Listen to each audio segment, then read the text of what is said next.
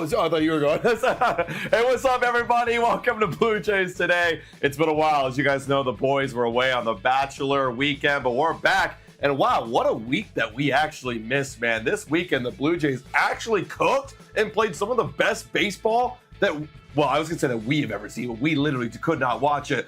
But you guys got to see some amazing baseball. We're reacting to it. Holy crap, are the Blue Jays going to have a chance to make it? And also, Chris Bassitt, like, talking smack on live TV. Didn't even say anything, just held up a sign. We're going to look at that a little bit in just a moment. Wow, that's awesome. I love that. I love what's cooking over here in Blue Jay land. We're going to get into it all, guys. I'm your host, Devin Peddle. And I'm your host, Nicholas Paleolog. And 0.2%, everybody. That's the number. Those are the odds. What is that? 1 in 500 times? 1 in 500? Yeah. That is actually what it is. 1 in 500 times.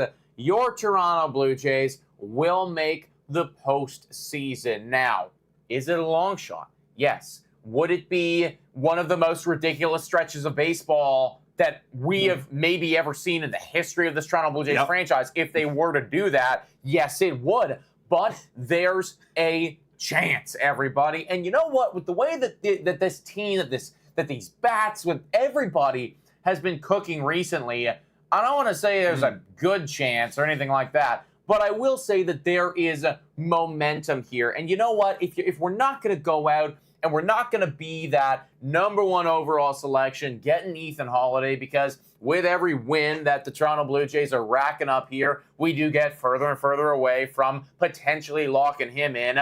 But if we're not going to do that, let's fucking win with authority. Let's get some guys cooking. Let's have the Joey Loperfitos and the Bowden Francises and the Addison Bargers and the Will Wagners and everybody that could be somebody in the future. Let's get them cooking with some gasoline. That's what they were doing this weekend when they swept the LA Angels. Beautiful. Beautiful. You love to see it. Yeah, I'm going to... You know, I don't want to gas them up so much to get, like, kind of crazy with it, because we did the math before here. If we still want to win 90 games, we got to win 27 of the next 31 games. Well, okay, so just to put it in perspective, everybody, to effectively tie, and this is assuming that Minnesota and Kansas City, because they're the two squads that are currently occupying those final wildcard spots, to tie them record-wise, winning percentage-wise, the Toronto Blue Jays would need 90 wins. That is assuming that they continue on the same pace that they're currently on. So 90 wins would be to just tie them. That means that we need to go on a run of 27-4, because there is 31 games remaining. So when I say that it would be legitimately the best stretch of baseball in Blue Jays franchise history, that might not be an exaggeration, maybe other than the World Series runs. It would be a fucking insane month and a bit of baseball.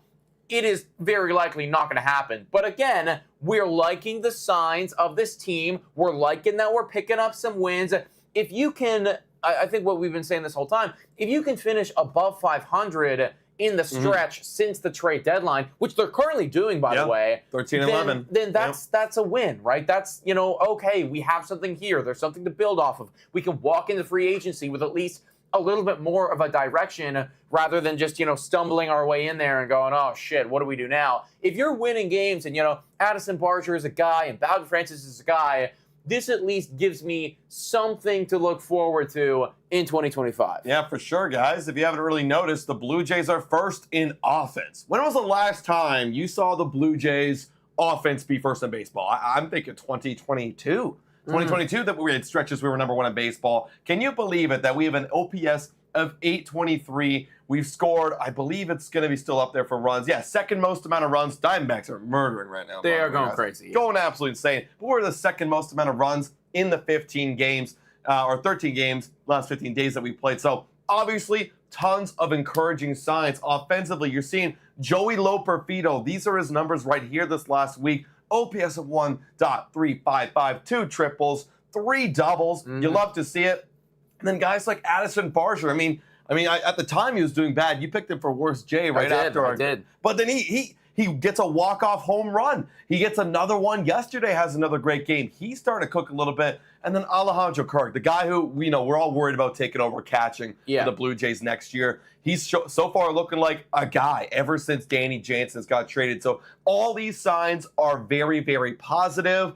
We just got to see it over a longer stretch because, yes, you can get hot, but let's see if you can withstand that for the rest of the season. But again, like you said, if we finish our 500, I'm not worried about tanking. I never expect us to be one of the worst teams in baseball. I want us to have positive momentum moving forward because apparently we're trying to compete next year. So listen, we were, initially I was thinking we were going to talk about like the Chris Bassitt stuff and Bowden Francis stuff first. But now that you're on the Alejandro Kirk train, I do need to do a little bit of glazing here from my main man, Kirk. You guys know I'm a big Alejandro Kirk stan. Spoiler alert, he's not Jay of the Week this week, but it was damn close. Like we were going back and forth, and forth on that. Like, you really could have made a strong argument for him. It just so happened to be something almost historic. I mean, I feel like you guys know where we're going with that one. But Alejandro Kirk, since the All-Star break, so in the second half, everybody, here are the numbers. Let me just scroll down to what he's been doing in the second half. Guys batting, this is in 24 games, or 26 games, excuse me, sample size, by the way. So, getting to be a significant sample size.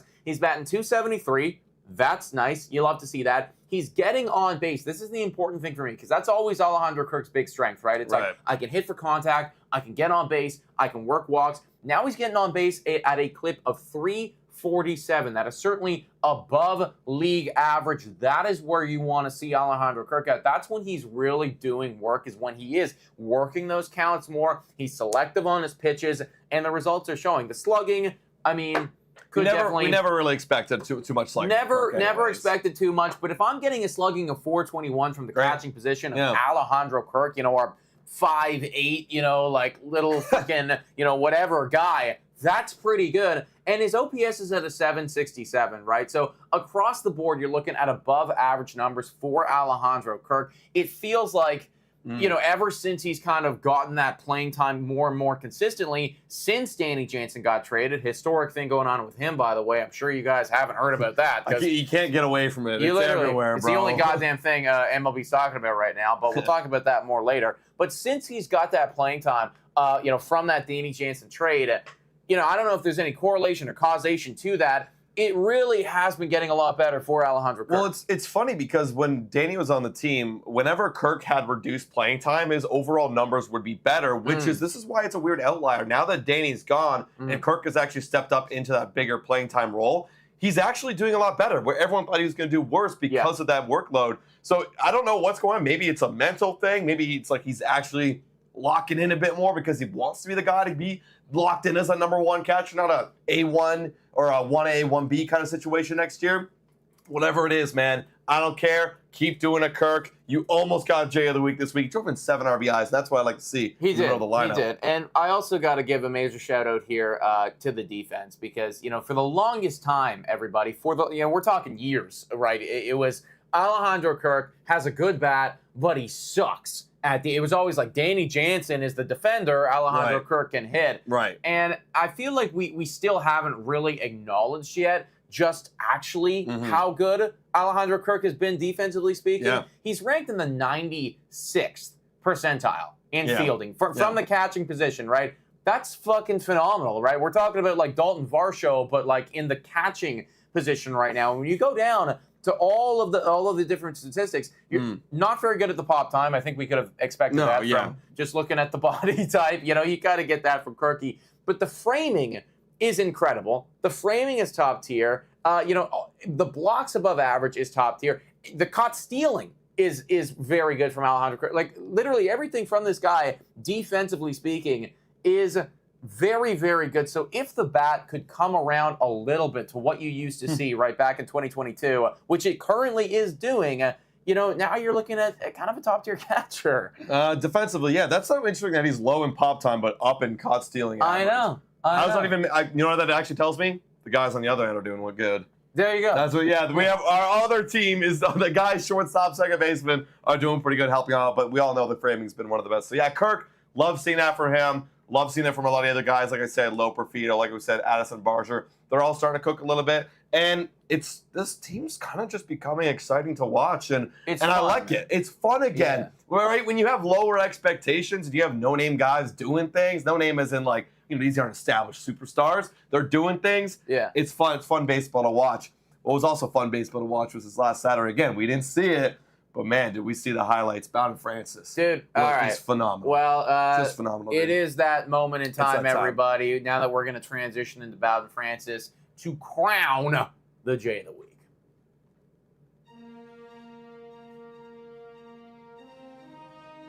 Well, you know who it is, guys. It's Mr. Bowden Francis. Let's go, everybody. It is Mr. Bowden Francis. Like we said, we were going back and forth between him and Alejandro Kirk, because Alejandro Kirk did have, I think it was 7 RBIs, OPS over 1.3. Like, it was fucking incredible. However, Bowden Francis, we were 1 inning away. 1 inning away from getting a no-hitter for the Toronto Blue Jays. That is something that we haven't seen forever. Literally, I don't even. I've never seen one. Let us know in the chat, like when the last time that happened was. It was forever. Sadly, it did not occur. Right. Taylor Ward on the LA Angels, he had something to say about it with the bat, and then something to say about it actually after the fact as well, which is why I'm personally giving another honorable mention for Jay of the Week to Chris Bassitt for just like holding up his teammates. Yeah. And again, you know what? Making this squad fun, right? Like, this is fucking fun. These are headlines worthy shit right now. It is fun. He took a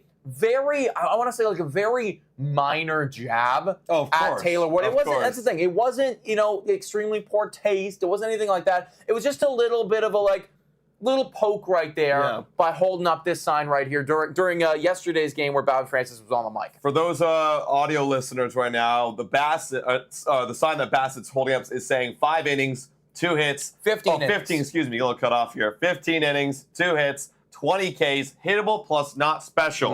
And then, if you guys weren't aware, after the fact, Ward said that Bowden stuff, he just said, I thought everything was hittable.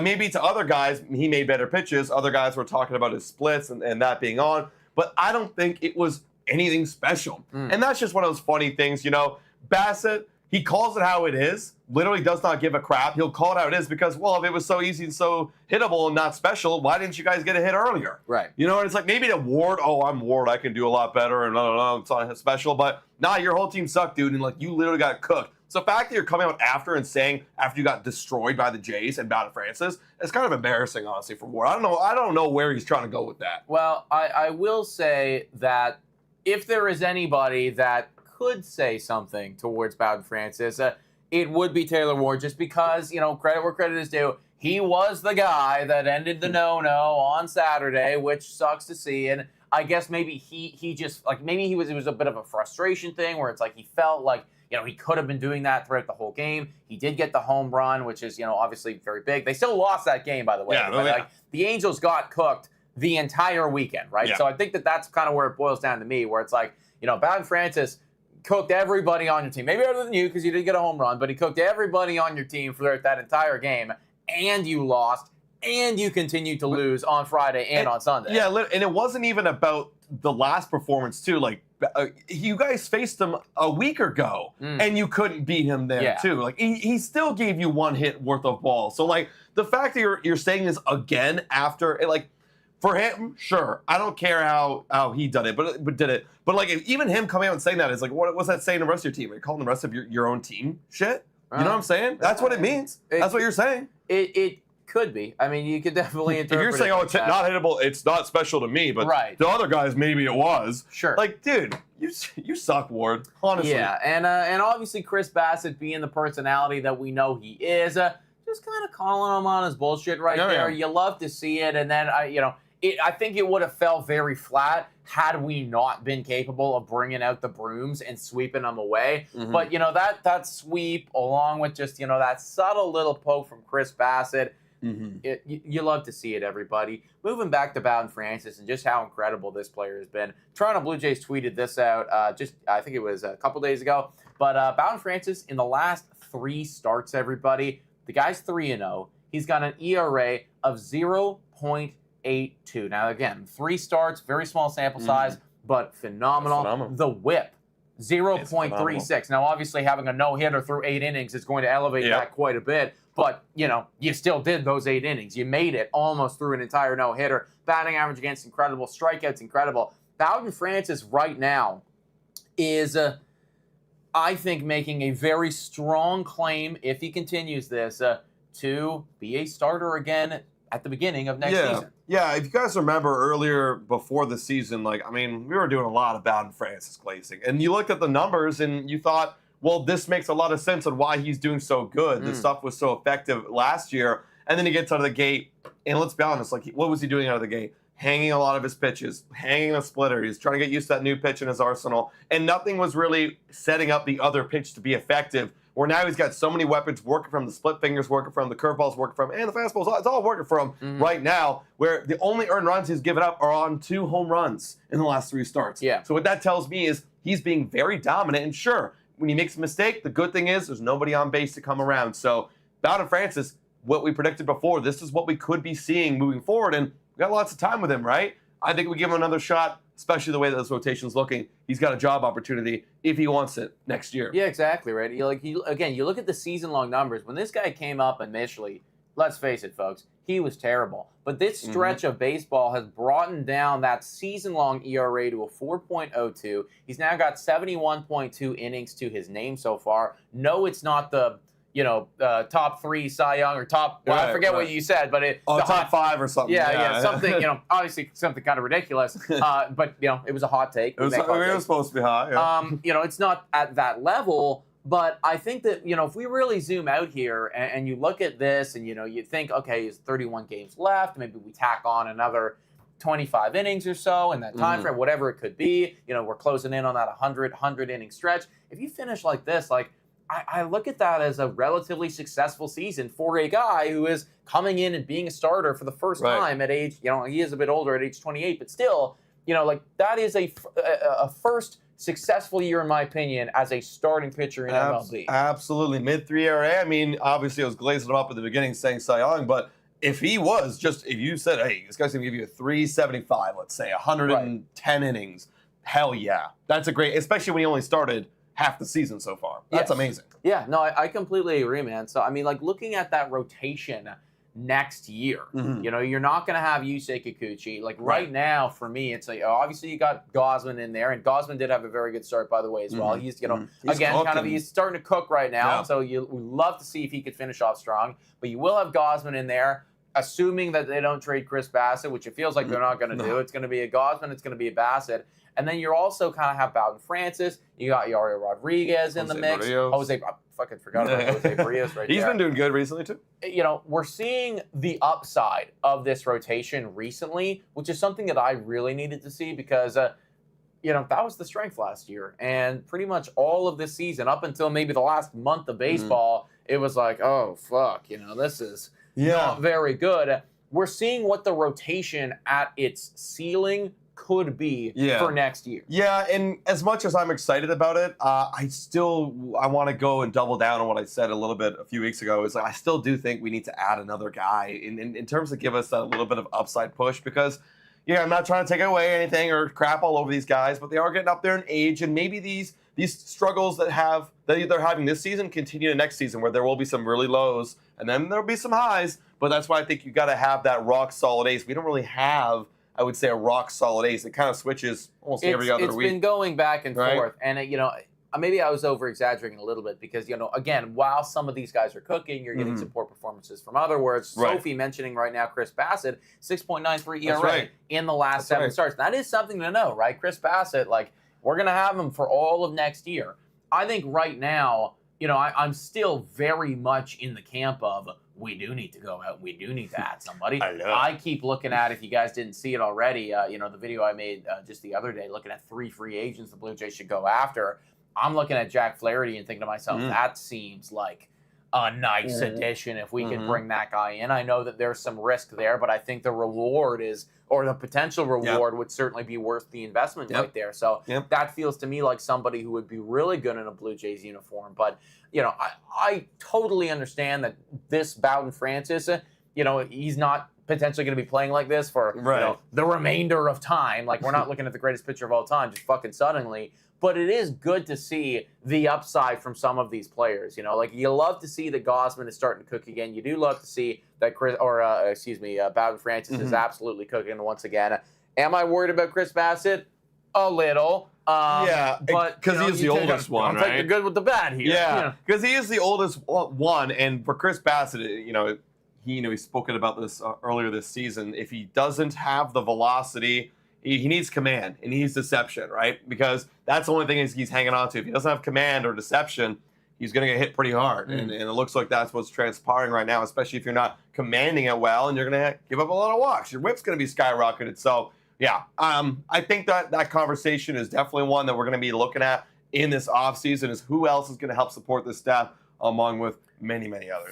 For you right now, and again, it changes on a week-to-week basis, obviously, right? What this team's going through and everything like that. But for you right now, what is maybe the one position of need that you think that they need to address? Are you going bullpen here? Bullpen, high-end bullpen role. Because, you're starting to, I don't want to get ahead of myself right now, but again, first in baseball in OPS in the last 15 days. You're starting to see a little bit of upside with the offense, which we were hoping to see. I'm not going to make that change my entire opinion this offseason. I still think we need some power-proven veteran bats in the lineup.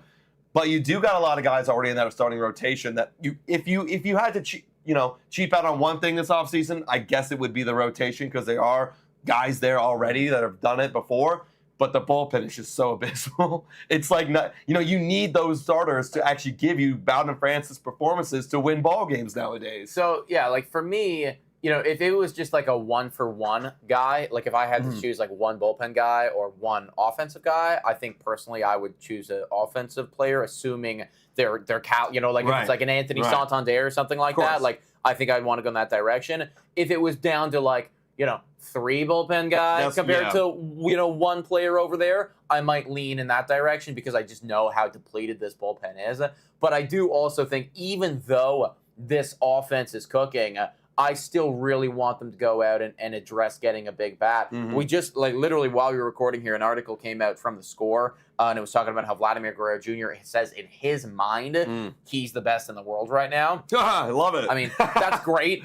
Maybe he hasn't looked over what's happening in New York. But you know what? Right. I love the fucking confidence. But, we know that when you have a player of that caliber, you got to have the protection there. And even though, we're getting the Addison Barger cooking and we're getting some of these other guys doing really well, I would love to see them go out and address getting one more kind of locked in, solid offensive player, whether it be an Alex Bregman and Anthony Santander. I don't think you're going to get a Juan Soto, but obviously that would be the ceiling of all fucking ceilings. Of course. But, something like that. Yeah, you kind of made me flash over here. Vladimir Guerrero Jr. is, you're right. Not as good as Aaron Judge right now, but number still 2. Pretty damn close.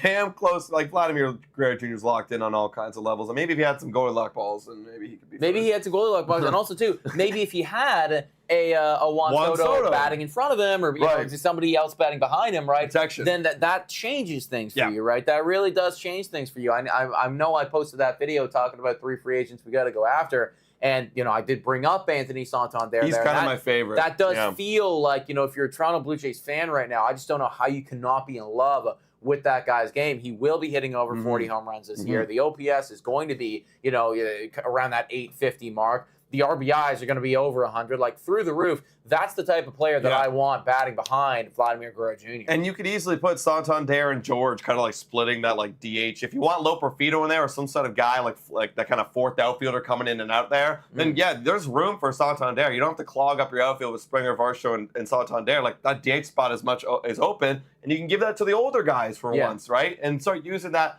outfield to flex people in like a Barger, Lo Porfido, or whoever is going to want that role next year. So, that's the dream. I don't know if it's going to happen realistically, but that's what we got to be chasing. Do you think it's good or bad right now? If we have a really hot, maybe I'll phrase it this way. If the Toronto Blue Jays continue to have a very strong, end of year, you look at the second half of baseball and you go, okay, you know what? They finished 5 games above 500 in that stretch, from the trade deadline until then, right? It's like, okay, we were 5 games above 5. I don't know what the record would be, but let's just say it's, 25-20, something like that, right? It's like, okay, like we were starting to cook there at the end there. We were getting some positive momentum. Do you think that changes anything for the management in terms of, we're willing to spend more money, or like, are we just, does that not really have much of an impact? I mean, if it were me, I definitely would, because if you got a positive sign of a team, I want to go invest more into it, right? But if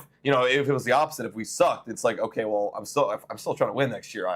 If that's what I'm out set to do, I'm gonna win. I gotta go spend money anyways. Right. But if they were losing, and if it were me, I'd be like, well, do I really want to invest in this? You're always gonna have that voice in the back of your head going, I don't really believe in it. I don't know. But if they're 5 games above 500. Well, then, yeah, maybe a couple more ads and we're back in the playoffs. Start to believe a little bit more. Exactly, especially with the way this bullpen is, man. It feels like we've talked about it so many holes. So if they actually are cooking like that, maybe it's a strength of schedule thing, because I know that our strength of schedule is pretty easy this back half. But I think it's a lot to do with, like, hey, these young guys are showing something here, and let's invest more money in it. Yeah, I agree. And, the bullpen is just such I think it's just such an easy thing to go, okay, well, we got to hyper-focus on that. I might be pulling this out of my ass right now, and I actually don't have the numbers in front of me. So please, if you're listening right now, or you're rewatching this a little bit later, maybe go take a look for me and check this out. But I wouldn't be surprised at all if you took every single WAR from our bullpen that we've had this entire year, and it ended negative. In fact, someone find that, man. It might be, right? Like, if you take every single player that we've had in our bullpen and added up their WAR, it might be a negative WAR, all things considered, right? I mean, I think if we look at just reliever, like, we have one of the worst reliever ERAs. Yes. And if you were to give that to one player, I'd be like, that looks like a negative WAR right there. That's a negative WAR, right? That's you are subtracting from your team. Yeah. So it does beg the question, right? Well, if you had a just fucking average bullpen, throughout the entire season, how many more wins is that? Is that 3? Is that 4? Is that 10? I don't know. I have no idea, right? You have no idea. But you have to go out. You have to invest the money in that area specifically, and then also getting an additional bat-to-bat behind, the best player in the world, or at least in his opinion, would be very nice as well. Absolutely. All right, guys. We have actually baseball games going on today. Two baseball games. Toronto Blue Jays, Red Sox.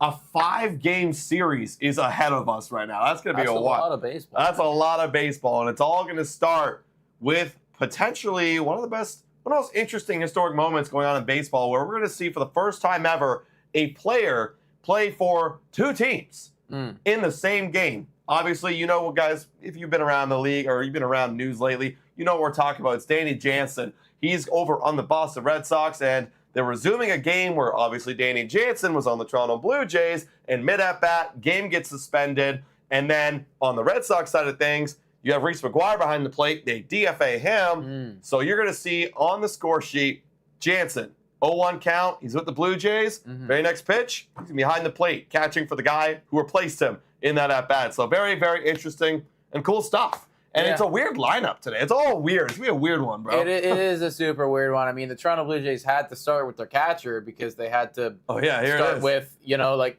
this scenario and everything like that. So Servin's actually going to be leading off for the Toronto Blue Jays, which is something that, you never thought that you'd see, but here we fucking are. Everybody. Yeah, I know, because they literally had to go and replace the lineup exactly how it was before, and a lot of switches were going everywhere, bro. Like, this is when Springer was batting 5th back in the day. We had Justin Turner in Barger's spot, number 4, so he's in there. Wagner Jimenez filling out. We actually had Bo Bichette leading off this game, so there's a lot of moving pieces here.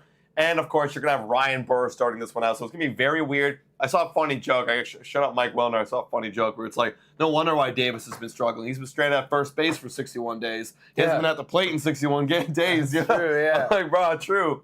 You'll see Schneider out there at first base, Brian Serven at the plate with Danny Jansen catching Mr. Pivetta. So we need Brian Serven to pop off here, right? Yeah. Like, it can't be an 0 for 1. Like, it's got to be you hit a jack. And then it's like then if you actually hit like a jack, or you get a base hit or anything like that, it's, you could argue that 2 guys hit 1 home run.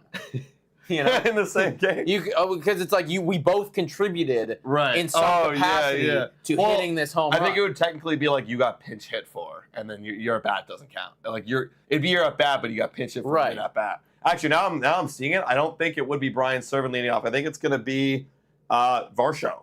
So weird.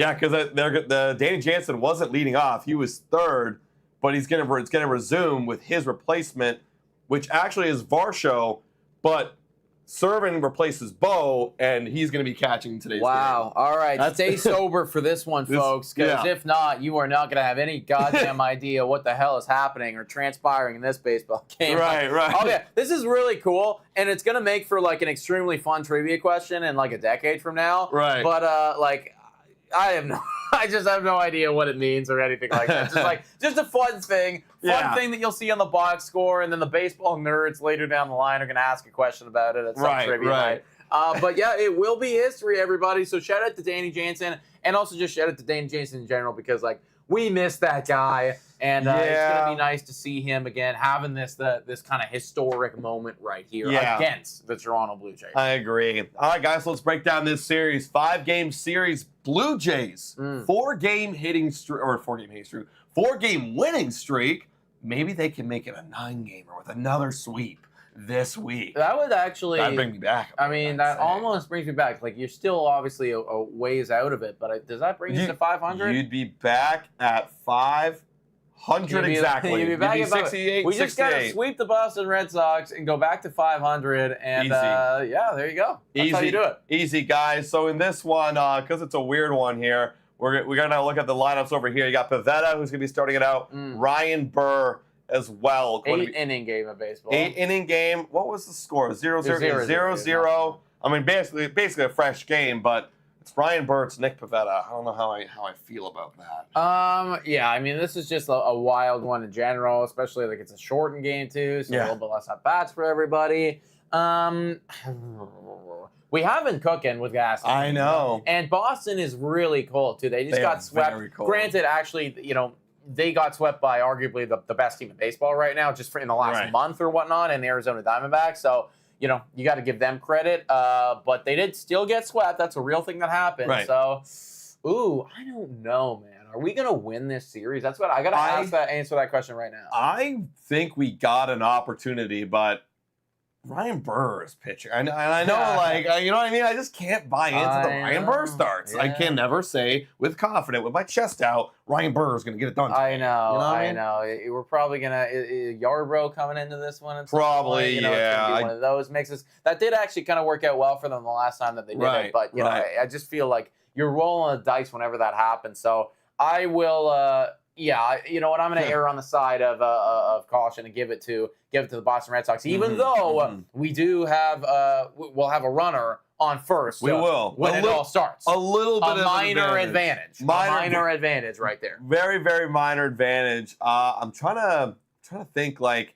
what's going to happen in this game. Is there going to be like a maybe Danny Jansen's full of energy and he's like, I'm the man. Everyone's looking at me. MLB's looking at me. It's going to be a big thing. Danny Jansen's going to pop off. Let's give a quick shout out here to the sponsor of this video.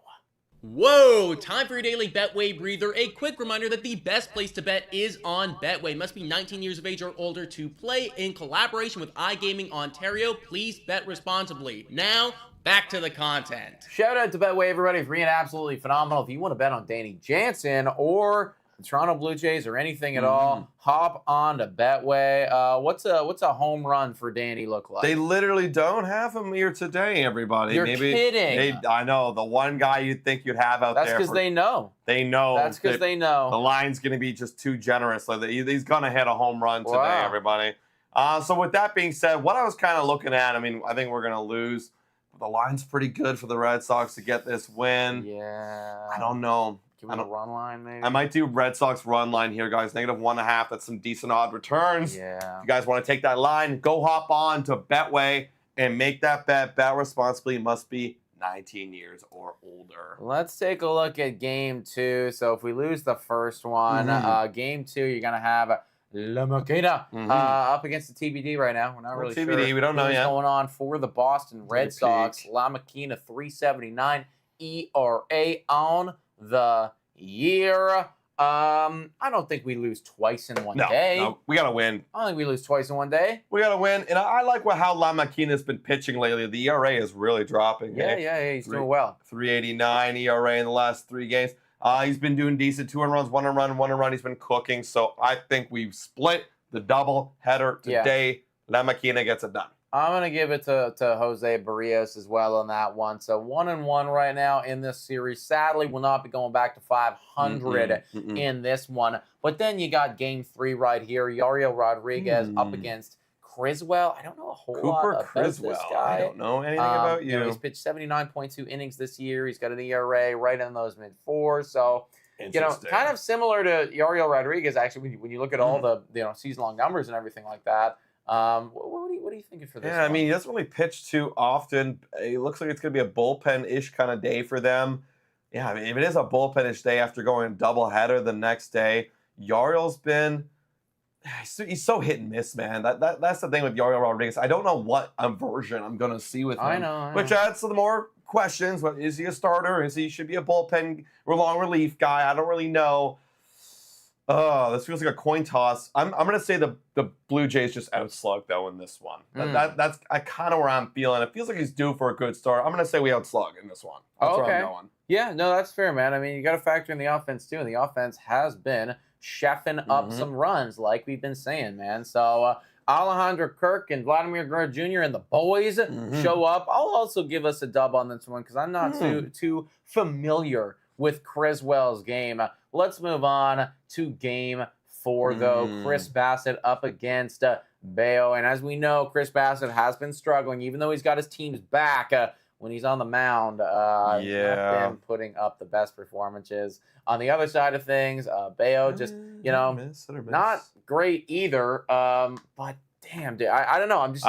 You know what I'm seeing here against Arizona? They're one of the hottest teams in baseball. Granted, we are too. They beat him up for 5 earned runs in 5 innings. But against Baltimore and Texas, he was doing pretty good. Maybe he's due for another good one, but I don't know. I gotta see it from Chris first before I start banking on wins with him. So I'm gonna say Boston wins this one, and we go 2-2 so far. Yeah, I'm kind of with you on that one as well. And again, keeping in mind, like, our lineup is doing very good right now, but those Boston Red Sox, they got Duran, they got Rafael Devers. Rafael Devers just hit 200 home runs, career home runs, by the way, fastest or youngest Red Sox player, I believe, to ever do that. That's actually, that's big history right big there. Big fucking franchise, 28 years old, already got 200 home runs. Damn. He's going to be a guy that could get up there for that 400 mark or something. Devers is 28 years old? I believe. I think you're right, though, which is because he's 2 years older than Vladdy. Let me just double check for you right now to make sure that I'm not completely I'm going to feel so old, dude. 27, he's almost 28. 27 years old. 27 years old. He's got 200 home runs to his name. This is a 300 to 400 home run career player at minimum, I would say, and he just keeps doing it. Honestly, like, we kind of forget at how good he's been performing this year. He's been doing very good. So you know what? You got to give that guy a little respect. At some point, he's going to win one of these games for his squad. I'll give him this one. All right. And then the last game, it's Bowden, baby, back up against whoever is going to be from the Red Sox. We don't even know yet. This is where we win. This is where we win, guys. This is where we win it. Can't believe we're here, and I'm locking in a Bowden Francis dub to win the series. Listen, that's dope. You almost just no-hit somebody. You've been phenomenal the past month. It would honestly be disrespectful for me if, we had this entire goddamn video talking about how Chris Bassitt's saying, like, making jokes about how you're hittable and not special, when really you are being incredible right now. It'd be disrespectful for me not to give you the W after what you have been cooking up right there on the bump. So Bowden Francis for the win, wins the Blue Jays the series. They go 3-2, record of 66 and 70 after this one. That is what we are calling. I mean, not great, but it is what it is, everybody. Could be a lot worse. It could be. Apparently it is Cutter Crawford going up against Bowden Francis. I think Cutter's been struggling a little bit. Oh, actually, he's been struggling. Yep. Oh, wow, he's been very bad in the month of August. 5 earned runs, 6 earned runs, 4 earned runs, 3 earned runs, 2 earned runs. That's his last 6 games. That just further locks it in for me, man. Yeah, that confirms my pre-existing bias, and you love to see it, everybody. So Blue Jays win that series 3-2. Let us know if you're rocking with our predictions down below. And now, everybody, let's spin the frickin' wheel. The spinning fortune, baseball, colorful, future determining, stat analyzing, and it's a wheel that we spin every week. It is, in fact, a wheel that we spin every single week. We apologize for last week, everybody. The stream cut out literally right as we started spinning, so you guys didn't see it. Yeah. We made our selections. We split. It is what it is. It was my week. I would have liked to pick up a couple wins right there. But you're beating me by what? You got me by 2? I got you by 2 right now. I got to actually put it in here right now, but I got 2. It's 26 to 24. Here it is. Okay. So it's still open. We split last week. Yeah. You actually picked one of the fun notes. You picked Marshall for worst J. One of the best Jays. But yeah, one of the best Jays, and David Schneider didn't even get enough at bats. So I know. Something to note. Yeah, all right, everybody. Let's spin the wheel. It's Adam's week on this one, folks. I keep rolling the wrong categories for me and giving him the easy The best ones. So, granted, you know what? Any offensive categories this week, I think, it's not as clear-cut as it used to be, right? Worst J. Jeez. I think let me take a look actually, because there might be maybe an option out there for worst. I can't even pick David Schneider, dude. No, you can't at he this just point. doesn't get enough at bats. No, it can't be a David Schneider thing anymore, man. It's got to be like, I don't even know. Let's take a peek from here. You guys let us know in the chat. Who would you go for? George's. He was kind of cooking a little bit. Will Wagner's been cool off. I can't just go him. Honestly, Davis is the dude, but I don't. Literally everybody's cooking. So with that being said, I think I'll let you pick the first one. I'll let you take it. Okay. No, I see that. I do see that right there. Hold on. Wait a second. I think I might. I'm thinking maybe not offense. I'm thinking maybe pitching. I'm thinking maybe pitcher. But I don't know. Do I want to go? I'll let you go. I can't. I'm kind of in between. Okay. Well, I was initially thinking that, you know what, maybe like I go nuts here and do a Ryan Burr, but I don't think that's fair because I don't think he's gonna get the innings for it. Yeah. Like that wouldn't be fair if he pitches one inning and it's like whatever. So in that regard, I actually do think I'm going to go with a starter as well, and I am going to lock in Chris Bassitt because he has been struggling so big. That's what I was going to go for. That's literally what I was going to pick, and then I was like, oh well, there's Ryan Burr. Yeah. I don't think I was thinking Ryan Burr too, but like the last time he played, he only pitched one inning, and then it was Yarbrough, so I was like, that's not. What about Yarbrough? What about Yarbrough? I personally think that the fairest choice would be a Yariel Rodriguez. If I was you're right. That's what I would suggest. I'll go Yariel Rodriguez in that case. I'll go with him. That seems, he could still mess up major, and it's like there's lots of opportunities. There's lots of opportunities for him to fuck up. So it's that's kind of where I'm at. All right. Chris Bassitt versus Yariel Rodriguez, folks. Who's gonna mess up more? You hate to see it. You do hate to see where we're at these days. Yeah, it always goes back and forth, All right, what we got here? 2 categories where you'll be picking for first. Oh, it just hung on to average right there. It just hung on to average. Okay. So, batting average. There's a lot of selections here, actually, man. I'm not upset with with you getting this one just because there has been so many Toronto Blue Jays who are doing really well. I hear ya. Well, I think I might still have to lock in old reliable over here. Like, I'm really going to... The only guys who've been doing better in the last 15 days have been... like a Loper Fido. That's it. That's the only guy who's done better in the last 15. I'm not sure about the last 7. You know who I got to lock in then, man. You got to go with old reliable. You got to go Mr. Vladdy Daddy. Yeah. No, I do think that makes quite a bit of sense right there. Vladimir Guerrero Jr. is on fire right now. One of the best in the world, actually. Apparently so. Dalton Varsho's actually been playing really well, but you guys know how I feel about Dalton Varsho. Like he'll have a good week and then he'll completely fall off the table. Joey Loperfido is doing it right now. He's doing it right now. But you know what? I think I'm going to trust with my guy. Kirky? I'm going to go with Alejandro Kirk right there. Yeah. And you know what? If he really is back to where he was, he's a contact guy. He's a contact. He could have a week where he goes like, 350 or something like that. So I'm going to go with Alejandro Kirk there. And lock that one in. And then the final category here, everybody. You guys let us know what you're selecting. We got a lot of Vladdies in there. A couple bar shows, Loperfido. It's with Alejandro Kirk. It's just so hard to pick when it's like so volatile. Okay, where's Jay again? We're gonna roll again. Wagner. See, Wagner's actually been cooling off. Yeah, he did really cool off there. I was thinking Wagner too, but in the last week it just wasn't working for him. And it's gonna be stop. Give me a bonus. Keep for 9 starters. Just Okay. got there in the end. You know what? I know who I'd go with if I was you. But, you make your call. Let me just take a look. I need to confirm. It's actually kind of shitty for you because it kind of would, I guess, go against what it is that you're doing. I know. I know, but you could still get a lot of strikeouts and be asked. That is true. That is true. I mean, it's very obvious. 27 strikeouts to 22 for Bowden for innings pitched. Gosman doesn't strike out that much. Neither does Bassitt. Yeah, it's pretty obvious to me. I'm going Bowden Francis. Bowden Francis here. Bowden Francis right there. That's okay. wild. This is where we're at, guys.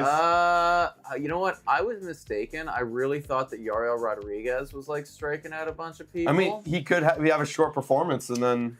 That's the thing, because he's been a winner in that category, man. Like, there's been moments where it's just been like K-City for Yariel Rodriguez, and part of me is thinking. But then it's like if he really does have a bad performance and like doesn't strike people out, it's like I effectively just given you 2 categories, because you did pick him for J of the week. Jose Barrios could get a couple strikeouts. Where are you guys at for this one? What do we got here? Tanner Roark. Tanner Roark. What a Rage Gamer's saying. Sophie's saying Gosman. Yeah, Ryan's saying Bowden, which certainly does. Make the sense. Has Gosman been getting the strikeouts? Not really. Kind of per 9, yeah. Yeah, not really. In the last 30 days anyway, Sophie, Gosman hasn't done it. I think the last 7 days he did pretty good. Since he's been better, the strikeouts actually have been lower. So I think he's switching up. He's not going for strikeouts anymore. He's going for, like, contact ball. This is a tough one for me, man. You know what? I'm going to play this one safe. I feel like he just, across the board, will consistently get, a playable amount. I'll go Jose Barrios. Yeah, okay, let's do it. Let's do it. What a weird week, eh? What a weird week. Yeah, that's a wild one right there, everybody. You guys let us know who you're riding with for the wheel on that one. I guess we have about 5 or 6 more wheel spins. So still anybody's game, but, like a sweep one way or the other would definitely put somebody well ahead. So we'll see what happens, everybody. You guys, let us know in the comments down below what you thought about everything we talked about today. Danny Jansen, tune in for that, guys, because he's going to be playing for both squads. Also, hit the like and smash the subscribe button if you guys haven't already done so. We appreciate every single one of you. Guys, thank you so much for watching. And as always, go Jays, go!